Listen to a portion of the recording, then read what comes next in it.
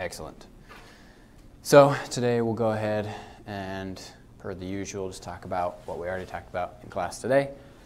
So ask your questions now, since besides Hillary's session tomorrow, this is the last time you're going to hear about it. And then we go on break, and then we come back, and then it's new material. So make sure you understand it now, otherwise you're going to be sitting there over all of spring break going, I don't get what's going on. So, and I would advise studying over spring break. I know it's spring break, you want to have a good time, you want to go out. Maybe you're going somewhere super fun. That's awesome. Even if you just set aside 30 minutes a day during your spring break to just review some of this stuff, you will come back from spring break so much more prepared. If you don't, you're going to come back and you're going to have a deficit, and you're still just going to have to make up for it. Maybe you won't be, in Cancun or wherever Dr. Messina assumes we can afford to go, but I would just study even just a little bit over spring break, or you will regret it. Take it from someone who's coming up on his third college spring break. It's worth studying over spring break. I already made my study plan for spring break. I'm serious, like, you got to do it. So let's talk about natural selection. And there are quite a few sort of misconceptions or myths or just general misassumptions about natural selection, so we'll definitely clear those up because people just kind of have already a basic understanding of natural selection that is not completely accurate. So if I say things and you're like, hang on, but that's not what I've learned, you can definitely ask, but it's probably because you learned it wrong in junior high, because they just tell you it's this, but it's not the whole story. First off, biology fact for you, dogs can sweat. So it is a myth that dogs can't sweat, but they can only sweat through their paws. So that's why they pant, right? That's how they get rid of their body heat rather than sweating, but their paws actually can sweat. I don't know why. I don't know how this is in any way adaptive or helpful to the dog. It maybe even isn't, but now you know, dogs can sweat. So the study tip, and this actually goes really well with the concept of spring break, is something called spaced repetition. Okay, this is a psychological concept that's actually fairly new. It's only really been official, like as a thing, I don't know how to say that, for 3 years now. So this is actually brand new science, and this is considered the optimal study style for long-term learning and really deep, good learning is spaced repetition. So the idea is, let's say you went to class today and you listened to Dr. Messina really well, and you took really good notes, and you really understood what was going on. And you probably didn't understand 100%. Well, we'll say you got 100% of what was in lecture, right? If you never review that material again, within 3 days, you'll only really remember 60% of that material. And the test is in 3 weeks. So if this keeps going, how well are you going to remember this stuff on the day of the test, right? Or here's 1 week, right? I mean, this is spring break, right? If you stop studying biology today and you don't start studying again until after spring break, it's probably even further, because that'd be 10 days. You're probably at 20%, right? So the idea is, after a day, you've dropped down to about 80%. So what if you just reviewed that material again? Okay? Another day, you drop down to 80%. So you just review the material again. And the next time, you can actually go a longer space of time. See how this is this was 1 day, this is 2 days, this is, 3 days? And so eventually, you'll only have to review it once a week. Or if it's a really big test, like an MCAT or some kind of admittance test, like an LSAT or a GRE or a PCAT or something like that, that you probably spend months studying for. If you start spaced repetition at the start, 4 months along, you're probably only reviewing it once a month, right? But you remember pretty much 100% of the material. And on those really big tests like the MCAT and the LSAT stuff, you have to know 100% of the material, right? So start practicing spaced repetition if it's not something that you're already doing. A lot of professors already recommend this, so you may have heard of this before, but try this, okay? So tomorrow sometime, not including Hillary's session. Remember, SI doesn't count as studying. It's supplemental instruction, right? On your own, sometime tomorrow, go over today's material again. And then do it again Friday, right? Then you can skip Saturday, right? Because it's the weekend. And Sunday, review it again, right? And then you can wait a few days and Wednesday, review it again, right? Then you can probably wait 4 or 5 days, so you really probably only have to study a couple times over spring break if you do it this way, okay? So this was probably my longest study tip ever, but this is also probably my best study tip ever, and it's not even mine. I didn't come up with this, but this one's absolutely worth doing, I promise. You will thank me when test 3 comes around and you're not like down here, right? Or probably more like down here, okay? All right, so something to absolutely, definitely, not necessarily memorize like word for word what is up there, but if you can, you need to be able to name the 3 requirements for natural selection. You don't have to be able to do it word for word exactly like it is here, but you do have to know the 3 of them well enough to answer a test question that would say something like, which of the following is not a requirement for natural selection? Something like that, right? So first off, there has to be observable variation, right?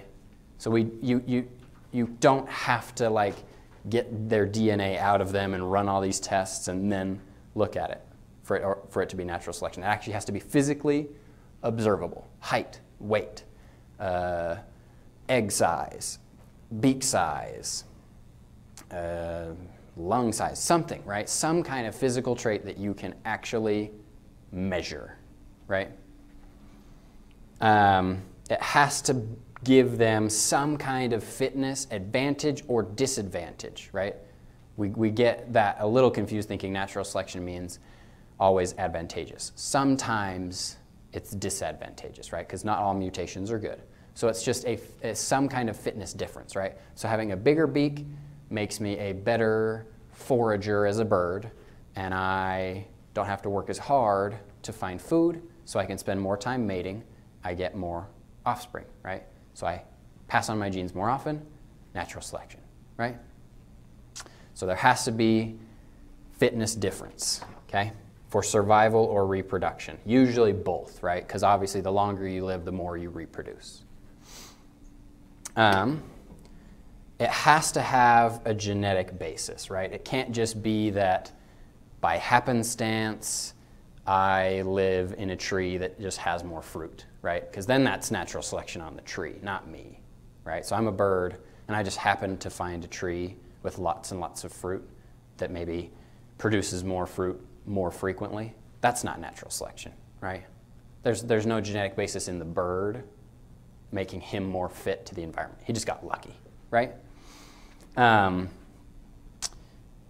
then it has to leave more offspring, right? So it has to have a genetic basis that allows them to leave more offspring. This usually means mating more frequently, but it doesn't have to. It can also just mean that they produce stronger offspring. So they don't need to produce more offspring per se.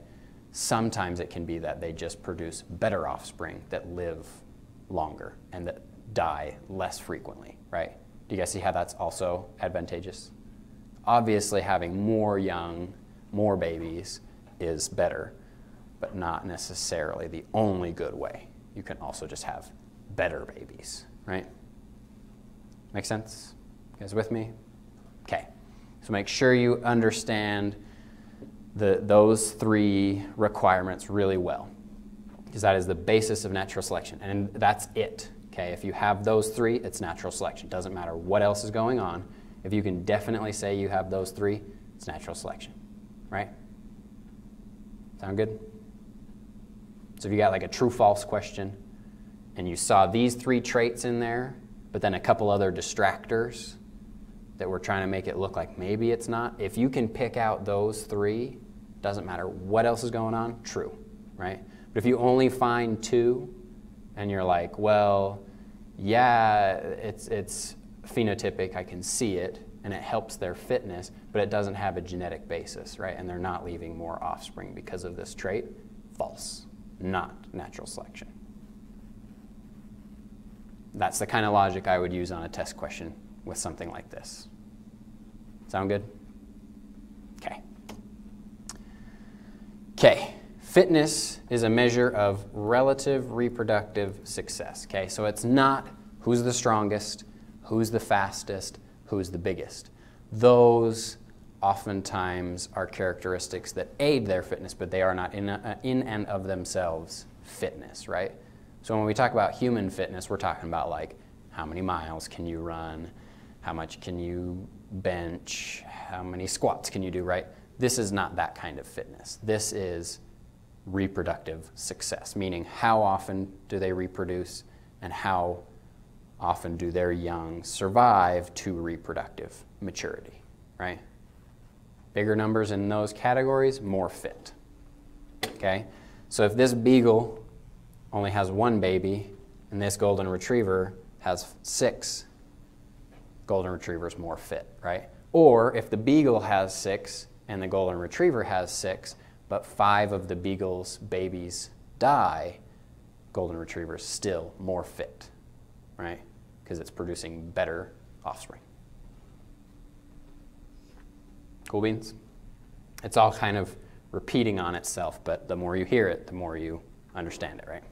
What about with the example of the birds? Like, if it's a season where there's like not a lot of food and they just produce like 2 or 3, whereas another one produces 6, and have trouble feeding it, would that say it's Yeah, so it's better fit still, or is that just that's kind of a weird exception because normally in a regular season with lots of food, the more babies, the better, right? You're just upping your odds.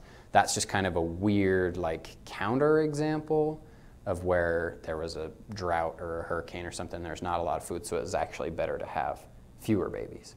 But if that hurricane or drought lasted forever, like if all of a sudden the place just turned into a desert, now the bird producing fewer offspring is more fit. It has to kind of be more long-term than just like a year or 2. But that is a good point. And so this isn't like the be-all, end-all, right, of like offspring number doesn't necessarily determine this, right? Offspring fitness, meaning what percentage of their offspring live to reproductive maturity is fitness, right? So if you don't have a lot of food and you produce 6 babies versus 2 babies, but those babies are really good at finding food or going a long time without food, then they can still be fit, right? So there's no one situation that you can say like this is it, right? You have to analyze each one individually. Sound good? Okay. Oh, that didn't format over well at all, did it? Let's see here.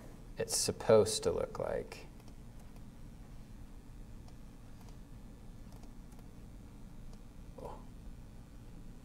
that. Much better.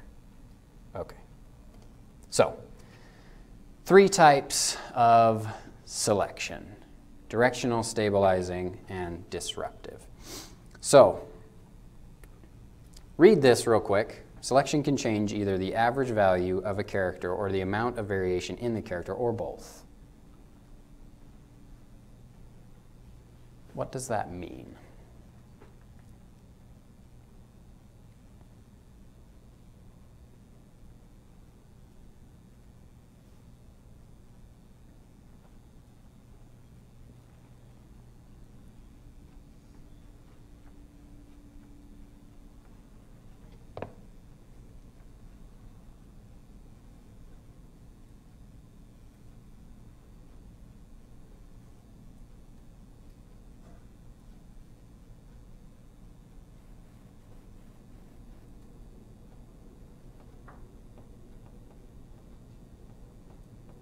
Somebody's got to just take a stab at it.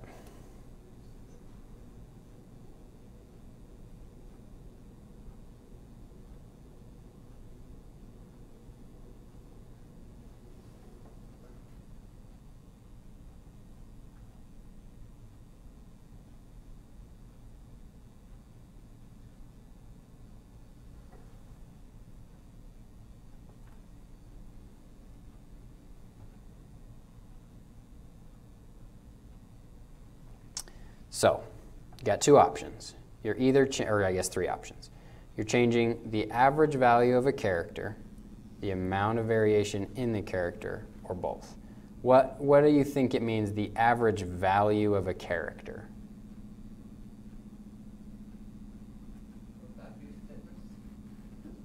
Kind of, yeah. So it's changing by value. It essentially means fitness. It's changing whether or not that trait is good and helpful, or not good and not helpful, right? So it can decide whether or not a trait, well, not decide, but it follows the path of whether or not the trait is helpful. And then the amount of variation in the character. What does that mean?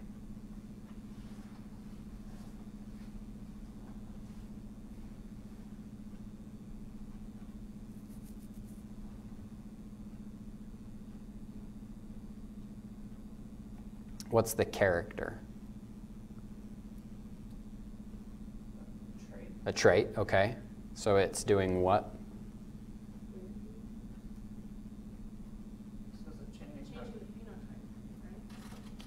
Kind of. You're on the right track.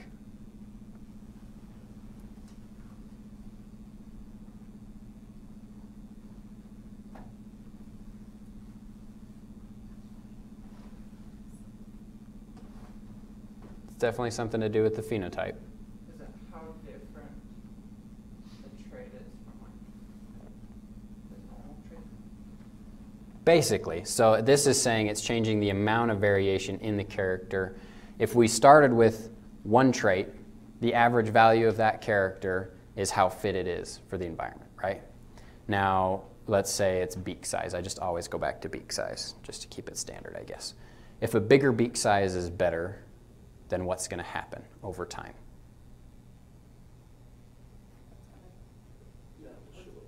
Yeah, we're going to push towards bigger beak size, right? The bigger beak birds are going to live longer, reproduce more often, and you're going to get more big beak babies, right? Sound good? So that's the average value of the character is increasing. The value of a big beak is going up because it's more adaptive, right? The amount of variation in the character is the variation in beak size, right? So maybe something like disruptive selection, not just a big beak is good. Maybe a big beak and a small beak is good, right? Or stabilizing selection, neither big nor small is good, somewhere right in the middle, right? That's the amount of variation of the character. So it's just saying natural selection changes how, well, natural selection follows the trend of how fit a trait is and what variations in the trait are best. And we'll look at graphs, and what I'm saying will make more sense. So you can have stabilizing selection, right, where fur color is the trait we're looking at. Let's say they live in a desert where the sand is about that color, right? The mice that are going to live the longest are sort of the middle color mice. The dark mice are going to stand out too much, right? Because they're not the same color as the sand. But so are the light mice. They're too light. They still don't blend in, right? But right there in the middle, those mice blend in with the sand. Predators have a harder time finding them. They live longer, they reproduce more often, right? Or maybe they live in a really dark desert, right? And they started this color, but over time, so they started here, but we had directional selection of the stabilizing selection, right? And it started to favor the darkest color, right? Disruptive selection would be that maybe there's a patch of sand that's this color and a patch of sand that's that color, probably more than a patch, you know. Acres of desert are this color and acres of desert are this color. So this middle guy actually does the worst. He doesn't blend in anywhere. These guys blend in over in their acres and these guys blend in over in their acres. And so you disrupt, right? And you push to either end, dark or light, but the middle one's not the best. This one's the rarest. You don't see it a lot, especially because what's going to happen to these two mice. What? One option, yeah, they'll keep mixing back on each other, and so they won't ever disrupt, right? They'll just keep blending their colors together, or they'll speciate, right? They'll just become different species of mice, because why would I leave my area of really light-colored sand and go mate with someone in the dark-colored sand if I'm going to die in the dark-colored sand, right? So they just stop going. So either they'll keep mixing back on each other, or they'll just speciate. And so disruptive selection eventually disrupts so far that they're just different species. So that's the same thing with the beak size, like the little beaks and the big beaks. Yep, and eventually they specialize into such separate areas of the world that they stop meeting back up. And they become different species of birds. And then stabilizing. So this is from this example, right? The mid-color fur is the best. So not a lot of light and not a lot of dark to start with, but then you get even less light and dark as time goes on, right? Because you keep pushing towards the intermediate color, right? So you keep pushing towards that middle ground. Like the birth weight example that we looked at in people, right? Most babies are born around 7 pounds, right? Too big, too small. Either the baby just isn't big enough to survive, or it's too big to even be birthed, and a lot of times kills the mother and the child, right? And so those babies obviously aren't going to reproduce. They're not going to pass on their big baby gene, and we stabilize towards the middle, right? And we're so far along in human evolution that we're pretty much stable right in the middle. We're kind of undoing that, with modern medicine, and now we can, a 3-pound baby can survive, and a 13-pound baby can just come out C-section, right?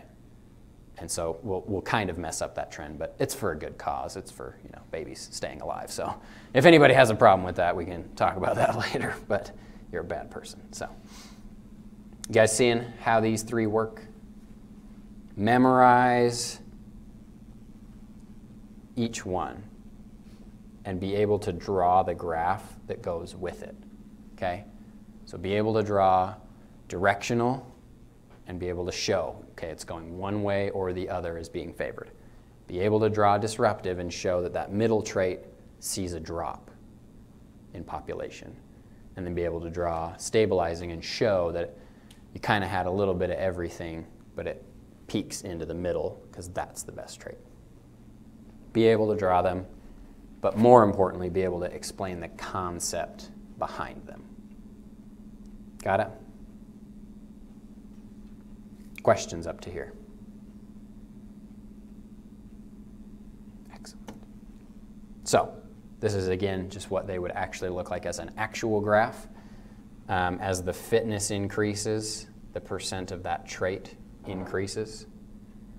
Whereas in this case, the fitness reaches a peak somewhere in the middle, and then the fitness goes back down if you get too far past it.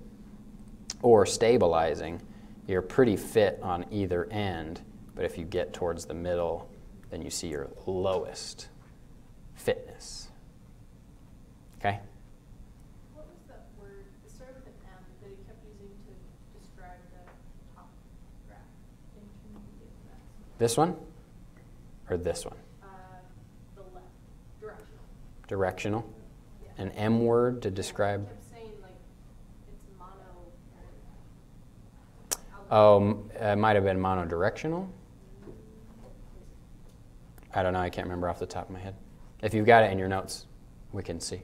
My guess is it just has something to do with the fact that it only goes in one direction, and so it goes in one direction, and it doesn't really see any change, and I don't really know how else to say it. It goes in one direction without any change. Whereas this one goes in one direction and then back down, and this one goes down and back up. So I don't know if that's like ditopic, or I don't know what the word for that would be, but the directional is the only one that goes one direction. Other questions? That is a good question to bring up Happens all the time. Dr. Massini uses words that people are like, wait, what? Because honestly, I don't even know what monotonic means, but I know the idea is goes in one direction. So can you give simple definitions for each one? Like a simple definition of directional selection? Stabilizing. Yeah, so directional selection just means there's a single trait that's favored, so it goes in a single direction, right?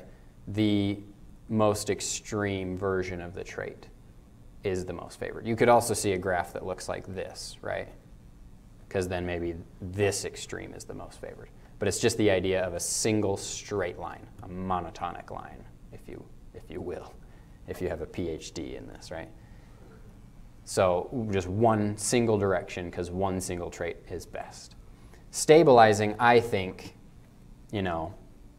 where you're most stable is like in your center of mass, right?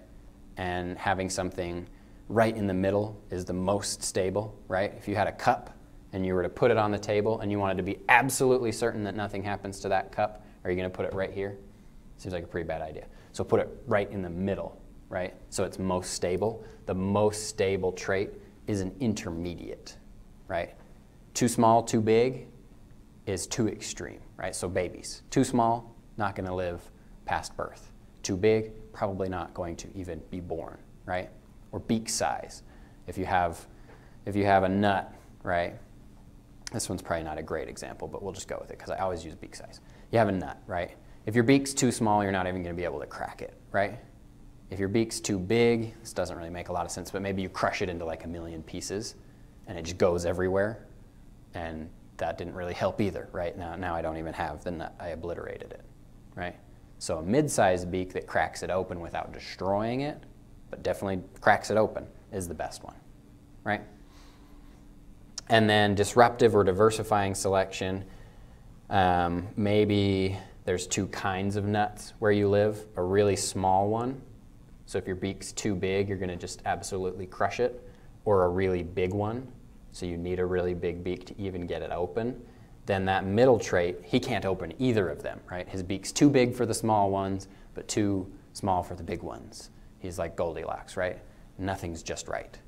And so he doesn't survive. It's too cold, it's too hot, and he can't do either of them. Make sense? I guess Goldilocks was a girl. She had a third option that was just right. But in this case, in diversifying selection, right, disruptive or diversifying, they're the same thing. The extremes are the best. Is that a good working definition for you? Make sense there? Everybody feeling okay with that? You have other questions on it? These are definitely some very important concepts. It's definitely something to ask questions on and to understand really well. This is the basis of natural selection, right? Everything else builds from here. We're good to move on? Okay, so this is just an example of directional selection. Why do I bring up this example? He likes to use his own examples on tests. I'm going to remind you guys of it every time. And then it's not going to happen. He's not going to put any of his own examples on the test, and you guys are going to be like, what the heck? And I'll be like, well, when I took it, I saw all of these. So I'm sure he'll still do it. Professors don't change. They're lazy. No, they're just very good, and they find the best way to do it, and they stick with it. So this is a type of directional selection, right? If this guppy lives in a stream that has no predators, the big body size is preferred for kind of the expected reasons, right? They can fight with other fish over mates better. They can swim better in the water just because they're larger, they have more muscle, right? But if they live in a stream with a predator, the smaller ones are actually favored. This is the same species of guppy. Those are the exact same animal. But because the little ones live in a predator stream, they prefer to stay small because they don't get noticed by the predator. And if they do, they're usually just not worth the time to chase down because they're so small, right? So they can do these experiments in the wild, in real life. I don't know if they did it, well, obviously they did it with this one, but I read about one that kind of did the opposite, right? So there was a species of guppy that they had the exact same guppies, right? And they just split them in half randomly and put half of them in a stream with predators and half of them in a stream without predators. And the ones that lived in a stream with predators, they all had a little like spine on their back The ones that lived in water with the predators, the spine got really big after quite a few generations, obviously. Same species of fish, but now it has a really big spine on its back, and it gets eaten less frequently because fish don't want to eat it. It's got a huge spike on its back, right? But the ones that were in a stream without any predators just stayed the same. Their spike, in fact, probably got a little bit smaller. I don't really remember. It was unnecessary, right? So they're same species, but each end of the spectrum is favored. Big spike on the back or no spike. Really big body or really small body. But somewhere in the middle, not that great, right? Make sense? Okay, so more than anything, know this example more than the one I shared, but the one I shared is just like a counter example that's still disruptive, right? Other examples of directional selection, because this is kind of the weirdest one. So this was with the soapberry bugs, right? And they had balloon vine fruits. Do you guys remember what was up with this one? Had a really long beak, right? Why? It's a big fruit, right? Really hard to get all the way down to the good stuff. So the longest beaks are favored, right? But then they brought in a different version of the same fruit that's a little deflated. Do you guys see that? It's not nearly as hard to get into, so what happened? Smaller beaks were favored, right? But at no point was a medium beak the very best, right? Because the medium beak probably wasn't long enough to get into the really big fruit, but it's probably too long to get into the small fruit, and maybe they just, I don't know, punched all the way through. Bugs aren't very smart. I don't think they understand the concept of just maybe just put it in a little bit, right? Humans would be like, well, my beak's too long for this fruit, but what if I just put it in not all the way, right? Bugs don't do that. They just stab right through, and they get nothing out of it, and they die, right? So each beak size is favored in its unique environment. And then stabilizing selection example is the babies, right? We've already gone over it a bunch of times. Just a middle birth weight is the best because it's not too hard to birth, but it's not so small that it can't survive, right? So about 7 pounds is the general best size for human babies, right? So you see the mortality is pretty high at like 3 pounds, and it's probably insanely high at 1 pound.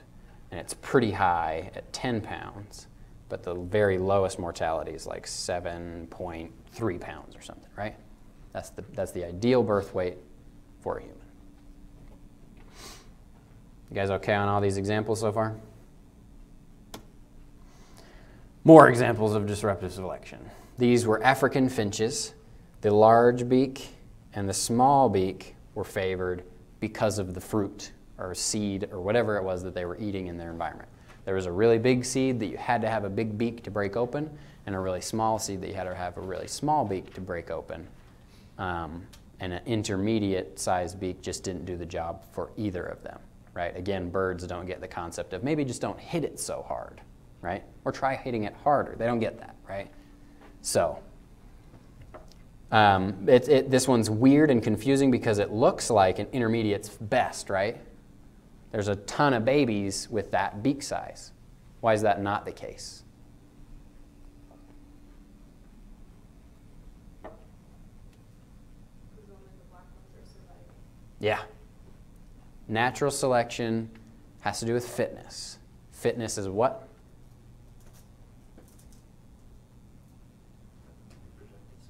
Reproductive success. You have to be an adult bird to reproduce, right? The definition in nature of adult is reproductively mature. So if you don't reach adulthood, you never reproduce. So therefore, you're not fit at all, right? And so the best beak sizes were the only ones to actually make it all the way to reproductive maturity and have babies, right? So we got a ton of the intermediates, but they couldn't survive. They couldn't hack it, right? Make sense?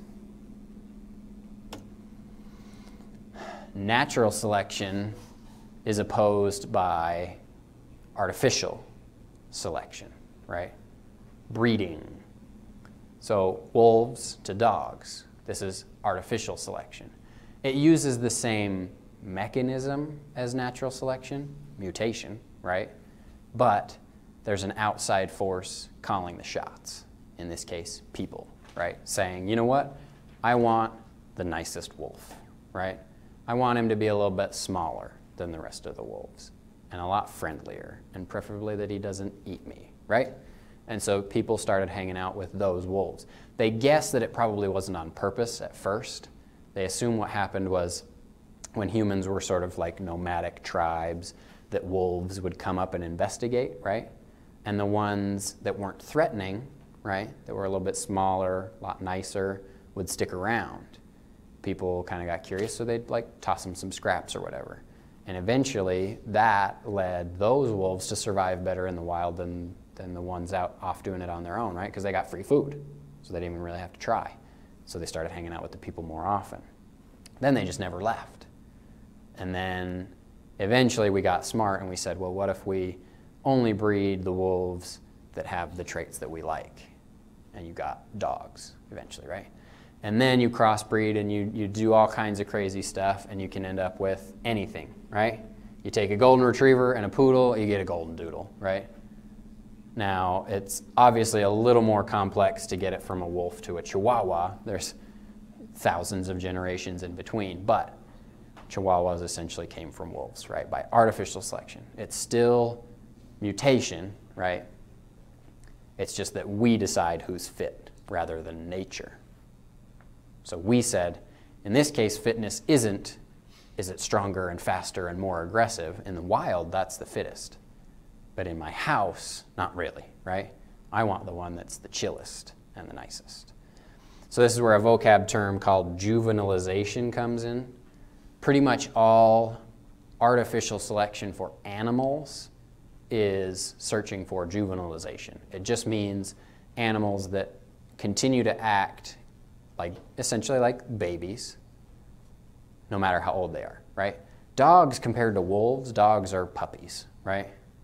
They're nice, they lick you, they play with you, they want to hang around, right? Wolves do not. So we searched for the juvenilized versions. Make sense?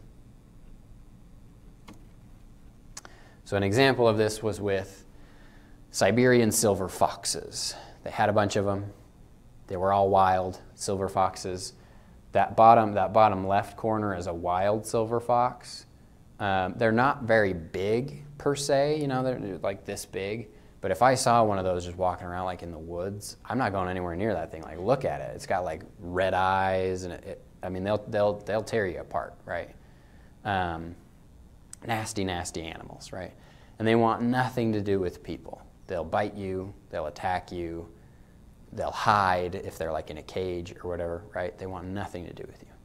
But there were a few that didn't seem to hate people that much, so they only bred those ones. And then those ones had puppies, babies. I don't know what the term is for fox. Foxlets? What? Kids? Kits? Kits. All right. I learned something new today. Kits. All right.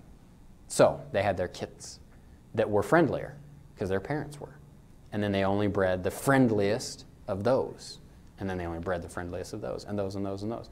And within, 18 generations, they were as tame as dogs, right? They'd sit in your lap. They'd lick you. They'd eat out of your hand. 18 generations, right?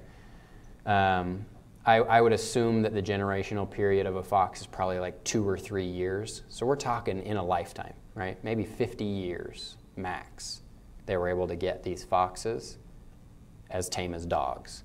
They had a different coat color, right? So instead of this like dark black and gray that looks like something from your nightmares, something from like a hell pit in Lord of the Rings, to a piebald color, right? Much softer, less threatening color. They weren't aggressive because they had reduced corticosteroids. They actively sought human company. They wanted to hang out like a dog, right? You come home and your dog's stoked to see you, right? Cats, on the other hand, not so much. They had droopier ears. They had curly tails. Increased serotonin. What does serotonin do?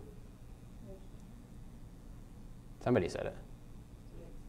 Makes you happy, right? You guys ever spent 3 seconds with a dog? They're literally always happy. Like almost nothing ruins a dog's day, right? They have tons of serotonin. That's part of it. So maybe we need to breed cats for that. Can you guys tell I adopted a cat? Traits seen in juveniles, right? So juvenilization. Neoteny just means the same thing as juvenilization. It's the baby traits. And then their tameness actually also made them smarter, made them trainable. You could tell them to sit, roll over, speak, whatever, just like dogs. Okay? In 18 generations, you basically change this animal from a wild, rabid, feral fox to a dog. Right? It's not a dog because it's not the same species, but it's the same idea. But some of these to look at. We definitely were looking for tameness, right? We definitely were looking for low aggression and actively seeking company. And we were definitely more than likely looking for juvenile traits, like just being chill, right? Was anybody probably trying to get them to change coat color? Not really, right? Was anybody trying to get them to have different shaped ears? Probably not. They weren't really like, let's get their tails to be curlier because it'll be cute, right? These were scientists. We're professionals. Nobody actively said, what if we found the ones that have the lowest corticosteroids? Nobody was in there testing their steroid levels before they bred them. Nobody was in there monitoring their serotonin levels. And nobody was in there saying, we'll only pick the smartest ones. Those were all secondary traits. How did that happen? We were only looking for those. How did we get extras? The opposite one. Pleiotropy. Yes, you were on the exact right track. Oh. I thought I had it. There. And this is specifically saying for non-adaptive traits, but it's the same idea, right? It doesn't have to be non-adaptive. Maybe that, well, and actually this is proven, we were looking for tameness, right? But that tameness was caused by increased serotonin. So nobody was in there testing serotonin levels and looking for that. They were looking for tameness, but it was linked to serotonin levels, right? And I don't know what trait was linked to their coat color, but whatever it was, let's say that their seeking human company was somehow linked to coat color. Probably not, right? But they said, let's find the ones that always look for human company. That happened to be coupled to a different coat color. And so they incidentally changed the coat color as well, right? You guys follow? So some of these traits had underlying traits associated with them that weren't deliberately sought out. You guys ever seen a pug? Right? They're adorable. They got the cute curly little tails. They're all stubby and chubby and cute. But have you ever listened to a pug breathe? It's torture. I will never own a pug. They're like 24/7, okay? Because as we bred them to have sort of a stubby face and be all cute and stout, it ruined their nasal passages. Their nose is too small, right? It wasn't on purpose. Nobody said, let's ruin a pug's life and make it just so hard for them to breathe and make it even worse for their owners to sleep, right? So most pugs actually have to get a corrective surgery to open their nasal passages, or they'll usually die young, right? It's a very dumb thing to do, but it wasn't on purpose. Breeding for a stubbier, cute little face meant, as a secondary trait, we ruined the nasal passages. You guys see that? See the relationship going on here? Okay, we're getting close to being out of time. So this is the same idea, artificial selection, but in food, right? We took this wild mustard plant and we looked for the one with the biggest leaves, or the one with axillary buds, or the one with apical buds, or the ones with flowers and stems, or just stems. And we got all these different vegetables out of the same plant, right? Took a while, but if you pick a single trait, then you'll eventually end up in a different organism, right? And so we were just looking for flowers and stems, so we were really just kind of looking here. But a lot of the secondary traits brought it to be what's modern broccoli, right? Okay, so this was the clicker question from today. I figured we'd talk about it because not a considerable percentage of people got it, and it is a confusing question. I sat there and I was like, maybe my brain's just not like running yet because it's 9:30 in the morning, but I was having a hard time with it. So when natural selection acts locally, okay, so it acts differently in different subpopulations, gene flow tends to what? Do any of you guys remember the answer from class? Slow down adaptation. Who can tell me why?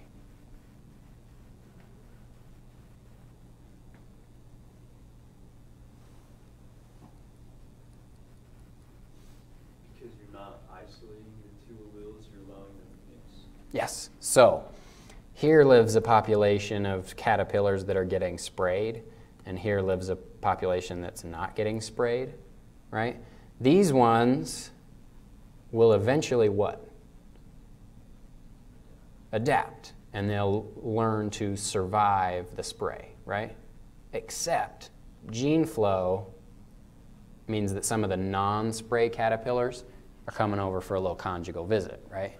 And you end up interbreeding the caterpillars that should learn to survive the spray with ones that don't, and neither of them learn to survive the spray, right? So gene flow is slowing down adaptation because we're sharing detrimental traits, right?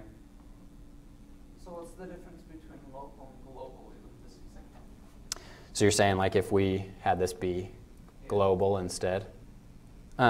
So when natural selection acts globally, I think it's just, how would that work? I think that would be not necessarily really even. You wouldn't see gene flow because there would be natural selection occurring in all the populations. So this population is also learning to adapt to the spray. And I guess you would see it speed up. I don't know. That's kind of weird. I don't even know if that's exactly how it would work. I'll go with that. Final answer. You would probably just see the opposite because natural selection would be occurring everywhere. Okay, we're getting close to being out of time. So, the important points of natural selection that have common misconceptions is artificial selection has the third eye, right? Somebody's making decisions and calling the shots, usually people, right? But actually they've shown that apes can do this as well.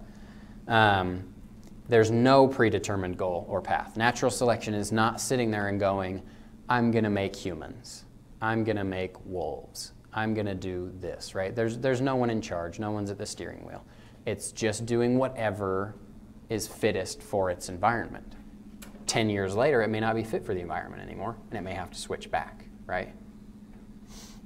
The other one is that it can't see into the future, right? So it doesn't know that 10 years down the road it may not be that great, right? It doesn't know that dinosaurs are going to go extinct 65 million years ago. Otherwise, it may have made some adjustments, right? It doesn't know that bipedal locomotion in humans is actually not the best form. Why do you think you have severe back pain by the time you're like 40, right? Standing upright's really not that adaptive. But natural selection didn't know that. Natural selection wasn't looking thousands of years into the future when we would all have desk jobs and hunch over a table, right? It didn't know that was going to happen.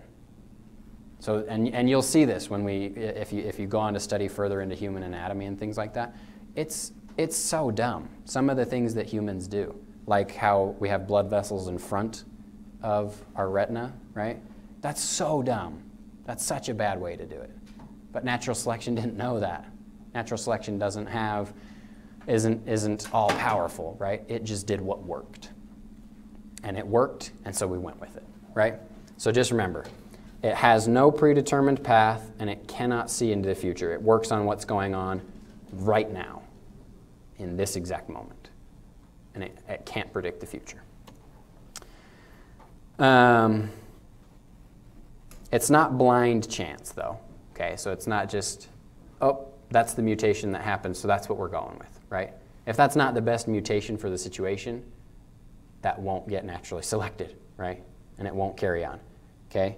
So it's not producing the adaptation, it's choosing the adaptation. So I don't know where to find that exactly in the slide, but natural selection just works with what it's got, but it picks the best one, right? So had humans had another option for a better eye, like a lot of shrimp have the best eyes of any animal.